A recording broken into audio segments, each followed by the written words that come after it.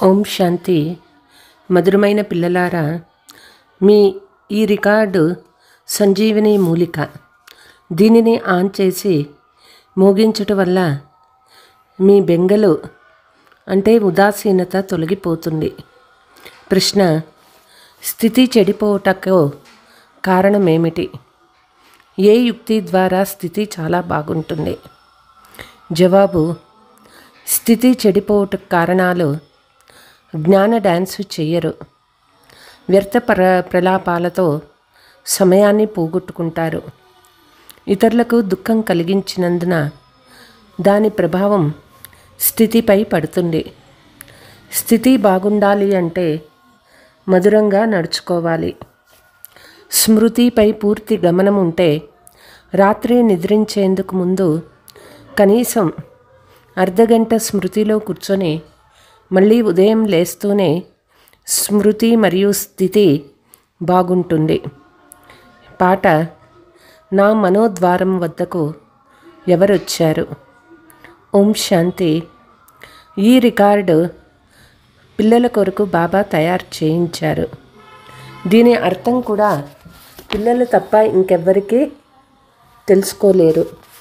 ఇటువంటి మంచి మంచి పాటలు ఇంట్లో ఉండాలని ఎప్పుడైనా ఉదాసీనంగా ఉంటే ఈ రికార్డు విని బుద్ధి ద్వారా అర్థం చేసుకుంటే ఆ బాధ వెంటనే తొలగిపోతుందని బాబా చాలాసార్లు చెప్పారు.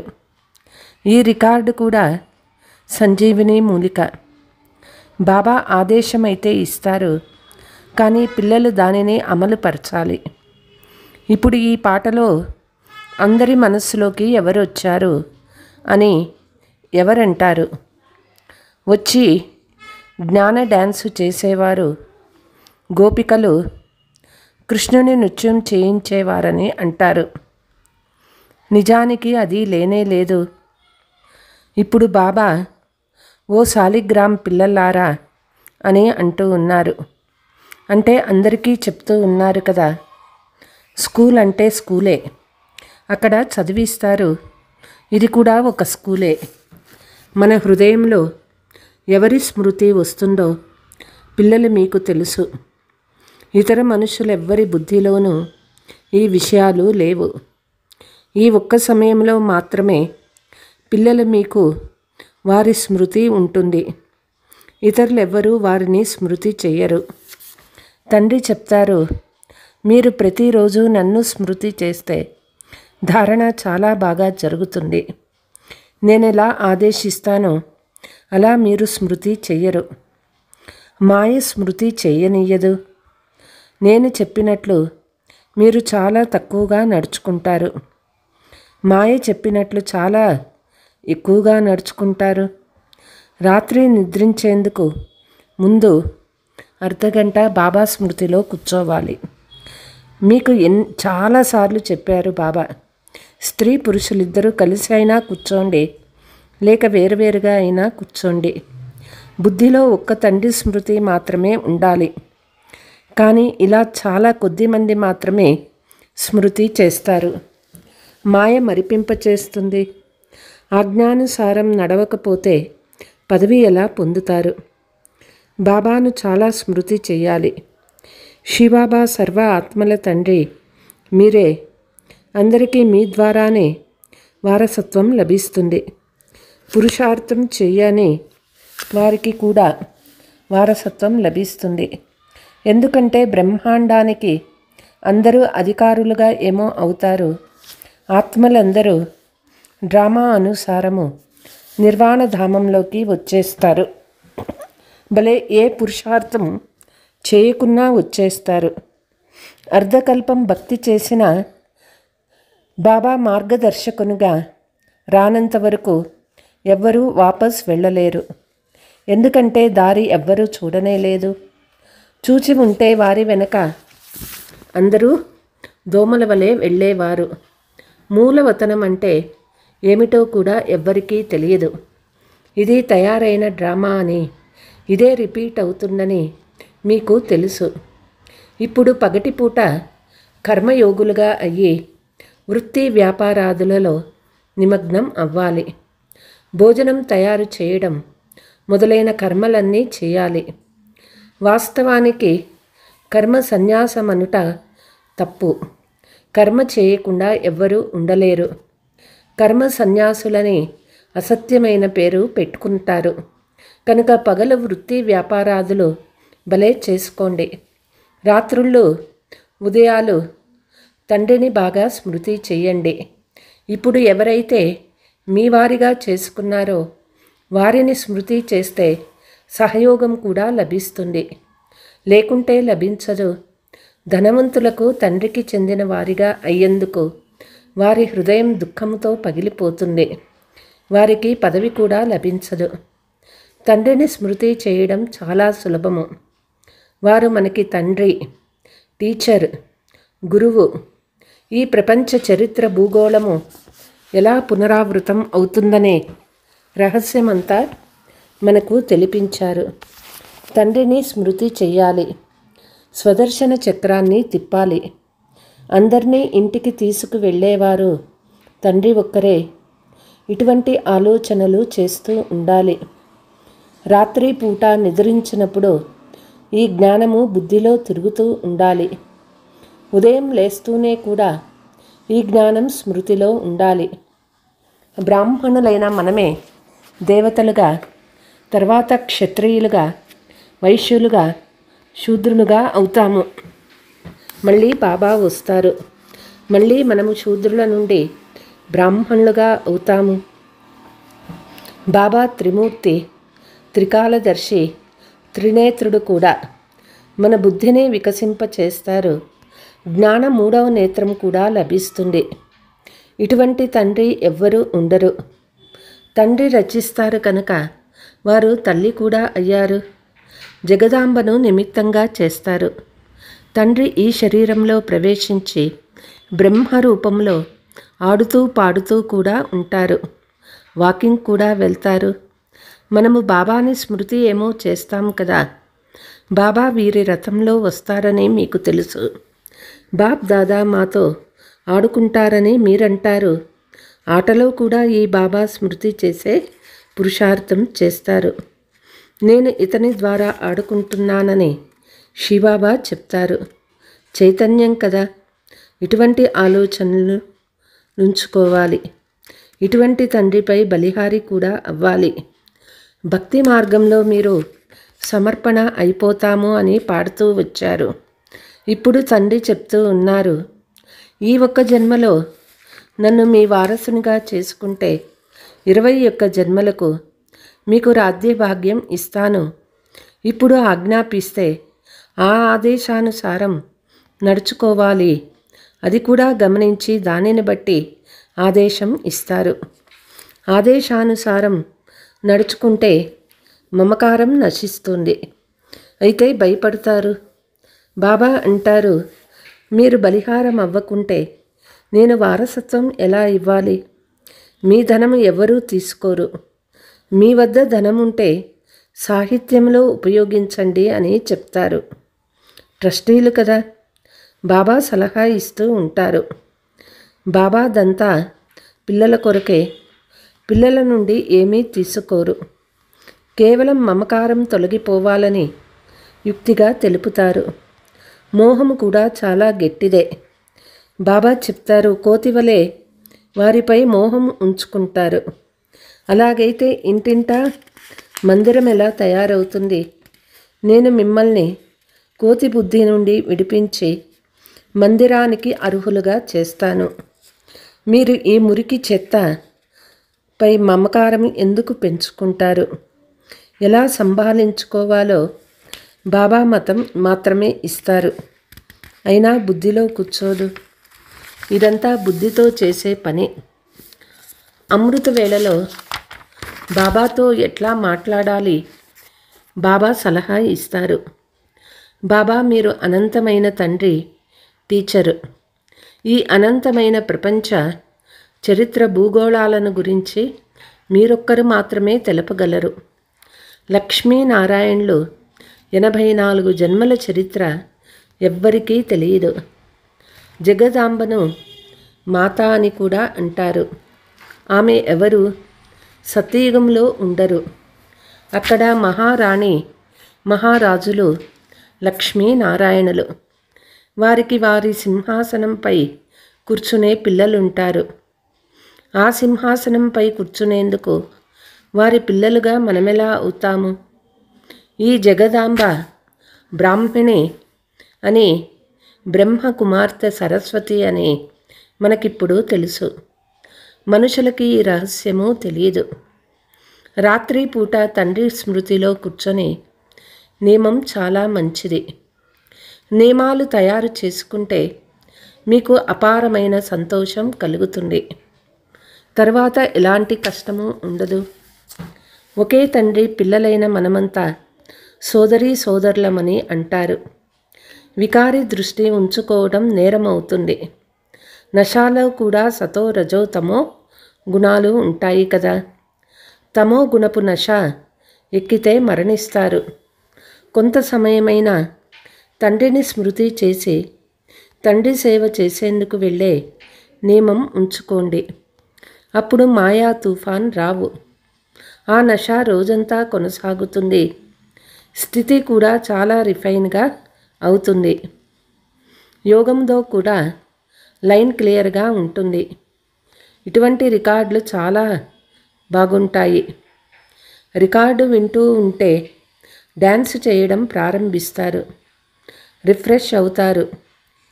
4-5 రికార్డులు చాలా బాగున్నాయి. పేదవారు కూడా బాబా సేవలో నిమగ్నమవుతే వారికి భవనాలు లభించగలవు. శివబాబా బండారం నుండి అన్నీ లభిస్తాయి. సేవాదారులకు బాబా ఎందుకు ఇవ్వరు? శివబాబా బండారం సదా నిండుగా ఉంటుంది. ఇది జ్ఞాన డ్యాన్సు. తండ్రి వచ్చి గోపికలతో జ్ఞాన డ్యాన్సు చేయిస్తారు. ఎక్కడ కూర్చున్నా బాబాను స్మృతి చేస్తూ ఉంటే స్థితి చాలా బాగుంటుంది. బాబా ఎలాగైతే ఈ జ్ఞాన యోగాల నశాలో ఉంటారో అలా ఉండేందుకు పిల్లలు మీకు కూడా నేర్పిస్తారు. అలా ఉంటే ఖుషి యొక్క నశ ఉంటుంది. లేకుంటే వ్యర్థ ప్రలాపాల వలన స్థితి చెడిపోతుంది. ఉదయమే నిద్ర లేవడం చాలా మంచిది. బాబా స్మృతిలో కూర్చొని బాబాతో మధురాతి మధురంగా మాట్లాడాలి. ఉపన్యాసించే వారైతే విచారసాగర మథనం చేయాల్సి ఉంటుంది. ఈరోజు ఈ పాయింట్లపై ఇలా అర్థం చేయించాలని ప్లాన్ చేసుకోవాలి. బాబాను చాలామంది మేము మా ఉద్యోగాలు వదిలేయమంటారా అని అడుగుతారు. కానీ బాబా మొదట సేవకు రుజువు చూపమంటారు. స్మృతి చేసేందుకు బాబా చాలా మంచి యుక్తులు తెలిపించారు. స్మృతి చేసేందుకు అలవాటు పడేవారు కోట్లలో కొద్ది మంది మాత్రమే వెలువడతారు. కొద్దిమందికి చాలా కష్టంగా స్మృతి నిలుస్తుంది. కుమారీలైన మీ పేరు ప్రసిద్ధి పొందుతుంది. జనులంతా కుమారీల కాళ్ళపై పడతారు. మీరు 21 జన్మలకు భారతదేశానికి స్వతంత్రం ఇప్పిస్తారు. మీ స్మృతి చిహ్నంగా మందిరాలు కూడా ఉన్నాయి. బ్రహ్మ కుమారీల పేరు కూడా ప్రసిద్ధిమైపోతుంది. బ్రహ్మ కుమారీలనుగా 21 కులాలను ఉద్ధరించేవారు. అయితే దాని అర్థం కూడా తెలుసుకోవాలి. ఇది 5000 సంవత్సరాల రీల్ అని, జరిగిపోయిందంతా డ్రామా అని పిల్లలు మీకు తెలుసు. తప్పు జరిగిపోయింది, అది కూడా డ్రామాలే. జరగబోవు దాని కొరకు మీ రిజిస్టర్ను సరిచేసుకోవాలి. మళ్ళీ రిజిస్టర్ చెడిపోరాదు. ఇది చాలా శ్రమతో కూడిన పని. అప్పుడే ఇంత గొప్ప పదవి లభిస్తుంది. బాబాకు చెందిన వారిగా అయితే వారికి బాబా వారసత్వం కూడా ఇస్తారు. సవితి పిల్లలకు వారసత్వం ఇవ్వరు. సహాయం చేయడం మన కర్తవ్యము. వివేకవంతులు ప్రతి విషయంలో సహాయం చేస్తారు. తండ్రి ఎంత సహాయం చేస్తారో చూడండి. మానవుడు ధైర్యం చేస్తే భగవంతుడు సహాయం చేస్తారు. మాయపై విజయం పొందేందుకు కూడా శక్తి కావాలి. ఒక్క ఆత్మీక తండ్రినే స్మృతి చెయ్యాలి. ఇతర సాంగత్యాలన్నీ వదిలి ఒక్కరితోనే సాంగత్యాన్ని జోడించాలి. బాబా జ్ఞానసాగర్లు నేను ఇతరులో ప్రవేశించి మాట్లాడతాను అని తండ్రి చెప్తారు. తండ్రి, టీచర్, గురువు నేనే అని ఇతరులెవ్వరూ చెప్పలేరు.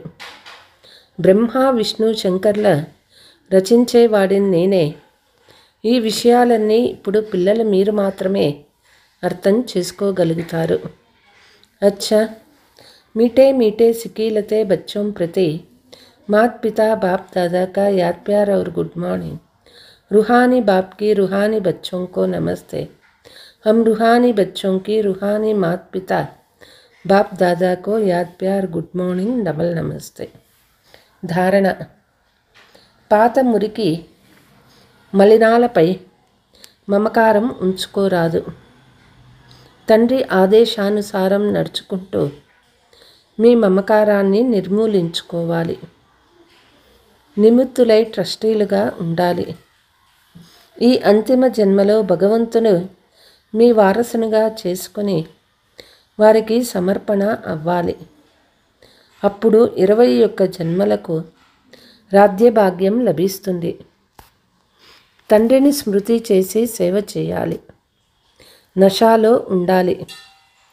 రిజిస్టర్ ఎప్పుడూ పాడవకుండా గమనించాలి. వరదానము.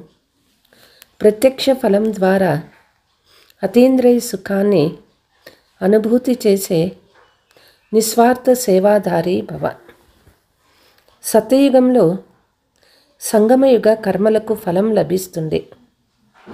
కానీ ఇక్కడ తండ్రి వారిగా అవ్వడం వల్ల ప్రత్యక్ష ఫలము వారసత్వ రూపంలో లభిస్తుంది. సేవ చేశారు మరియు సేవ చేసే జతజతలో సంతోషము లభిస్తుంది.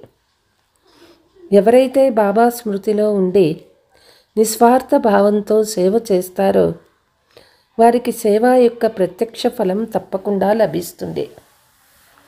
ప్రత్యక్ష ఫలమే తాజా ఫలము. అది సదా ఆరోగ్యంగా చేస్తుంది. యోగయుక్త యథార్థమైన సేవకు ఫలము సంతోషము, అతీంద్రియ సుఖము మరియు డబల్ లైట్ యొక్క అనుభూతి. స్లోగన్. ఎవరైతే తమ నడవడిక ద్వారా ఆత్మీక రాయల్టీ యొక్క మెరుపుని మరియు నషాను అనుభవం చేస్తారో వాళ్ళే విశేషమైన ఆత్మలు అవుతారు. అచ్చా, ఓం శాంతి.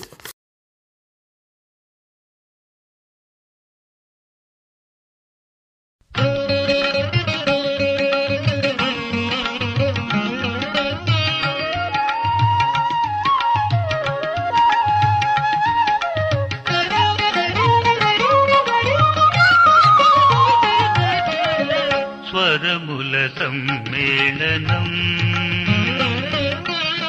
స్వరముల సమ్మేళనం మురళీగానం. స్వరముల సమ్మేళనం, సుస్వరముల సమ్మేళనం మురళీగానం. శాస్త్రాల సమ్మేళనం, సకల శాస్త్రాల సమ్మేళనం, గీతాజ్ఞానం. స్వరముల సమ్మేళనం, సుస్వరముల సమ్మేళనం.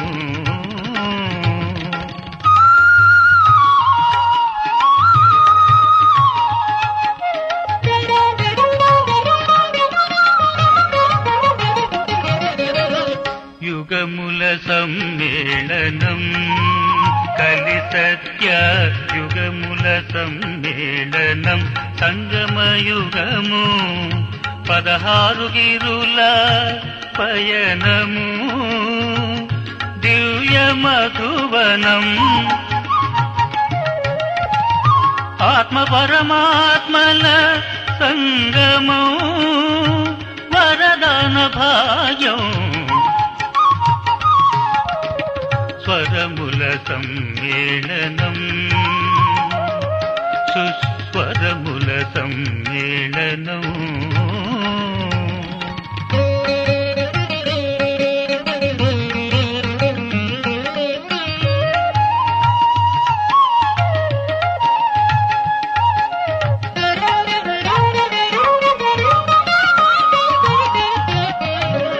యోగుల సమ్మేళనం రాజయోగుల సమ్మేళనం శాంతివనము జ్ఞాన బిందువుల సమ్మేళనం దైవీ పరివారం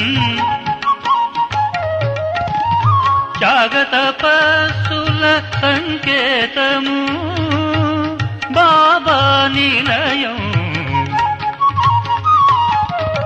స్వరముల సమ్మేళనం సుస్వరముల సమ్మేళనం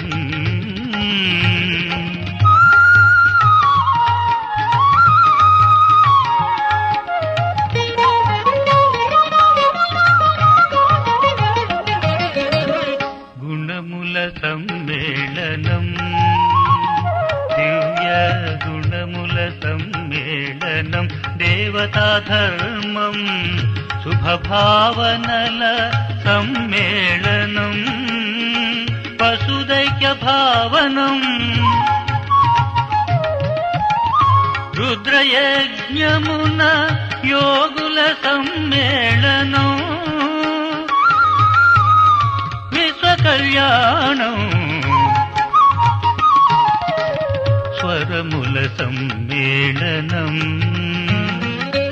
సుస్వరముల సమ్మేళనం మురళీగానం శాస్త్రాల సమ్మేళనం సకల శాస్త్రాల సమ్మేళనం గీతాజ్ఞానం స్వరముల సమ్మేళనం